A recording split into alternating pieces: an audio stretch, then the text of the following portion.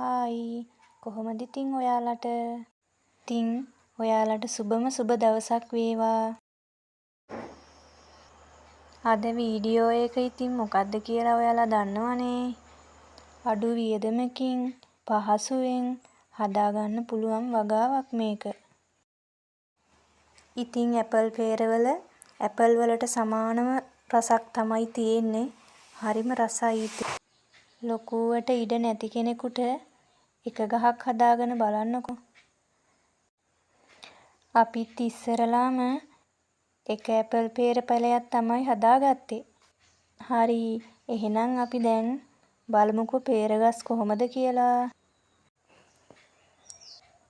අපි ඉතින් ඔය පැලයක් ගෙනාවේ රුපියල් 50 ගානේ. අක්කර කාලක පැල 250ක් විතර හදලා තියෙනවා අපි. මාස 8ක් 9ක් විතර යනකොට නම් ගෙඩි හැදෙනවා. හැබැයි ඉතින් මුලින්ම හැදෙන ගෙඩි අපි ගන්නෙ නෑ. ඒ හැදෙන ගෙඩි කපලා අයින් කරලා දෙවෙනි වතාවට හැදෙන ඵලදාව තමයි අපි ගන්න ඕනේ. ඔයාලට ඔය නිල් පාටින් පේන්නේ පේර ගෙඩි වලට කවර දාලා. කවර දාපුවාම තමයි ඉතින් පේර ගෙඩිය ලස්සනට ෆිනිෂින් වෙලා හැදිලා එන්නේ. පේර වලට වතුර දාන්නේ කොහොමද කීවොත් ඉතින් අපි නම් පේර ගහක් ගානට බින්දු ජල සම්පාදනය තමයි හදලා තියෙන්නේ. ඉතින් මාසෙකට 3 පාරක් විතර පේර කඩන්න පුළුවන්. පේර කිලෝ එකක් ඉතින් රුපියල් 350ක් 400ක් වගේ වෙනවා. ඵලදාව වැඩිපුර ගන්න නම් ඉතින් අනිවාර්යෙන්ම පේර ගහ කප්පාදු කරන්න ඕනේ. කප්පාදු කරපුවාම තමයි අලුතෙන් දළු දාලා හොඳට මල් හටගන්නේ.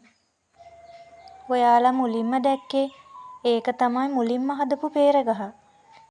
ඒක කප්පාදු කරලයි තියෙන්නේ. ඉතින් ඔන්න ඔය වාගේ සයිස් එක එනකොට අනිවාර්යෙන්ම කවර දාන්නම ඕනේ.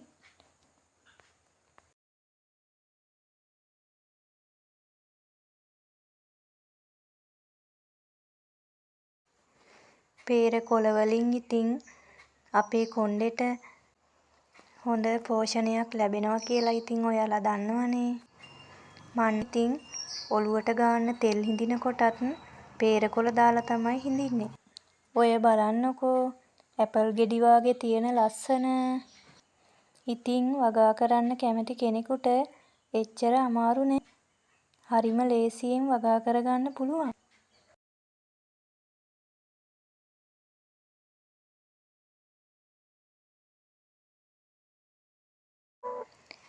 පිටි මකුණු ටිකක් හිටපු නිසා මං පේර ටික සෝදන්න ගත්තා.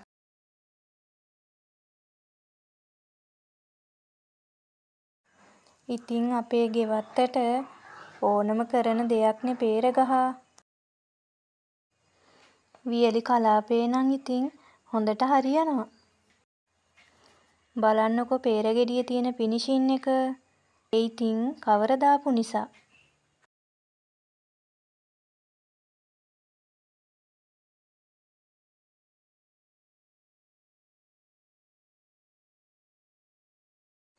ඔන්න දැන් පුතා හදන්නේ පේර අච්චාරුවක් හදන්න. ලුණු කුඩු ටිකක් ගම්මිරිස් කුඩු ටිකක් එහෙම දාලා රසට ගන්න පුළුවන්. ඉතින් ඔයාගේ ආර්ථිකයට ශක්තියක් වෙන්න මේ වගේ වගාවක් කරලා බලන්නකෝ.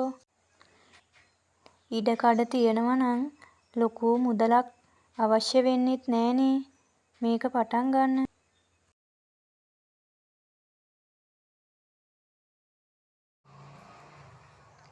ලෙඩ රෝග එහෙමත් ගොඩාක් නැති නිසා පහසුවෙන් හදාගන්න පුළුවන්. පේර හදන්න කැමති කෙනෙක් ඉන්නවා නම් දැනගන්න මොනවා හරි අවශ්‍ය දෙයක් තිබුණොත් පහලින් කමෙන්ට් එකක් දාගෙන යන්නකෝ. ඉතින් පේර ගොඩාක් වගා කරන්න අකමැති නම් ඔයා එක පේර ගහක් ඉස්සර වෙලා හදාගෙන බලන්නකෝ ඵලදාව කොහොමද කියලා.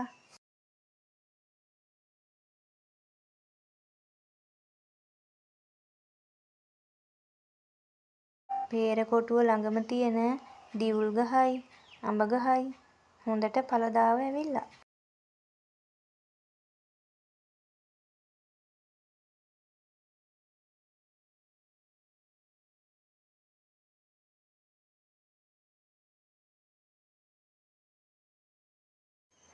ඔය තියෙන්නේ පේරකොටුවෙන් එහා පැත්තේ වෙල්යාය. ඉතින් ඔයත් ඔයාගේ ආර්ථිකය ශක්තිමත් කරගන්න පේර වගාව කරලා බලන්නකෝ. එහෙනම් ඉතින් අද වීඩියෝ එක ඔයාට වැදගත් වෙයි කියලා හිතනවා. අද වීඩියෝ එක හොඳයි නම් ලයික් එකක් කමෙන්ට් එකක් එහෙම දාන්න.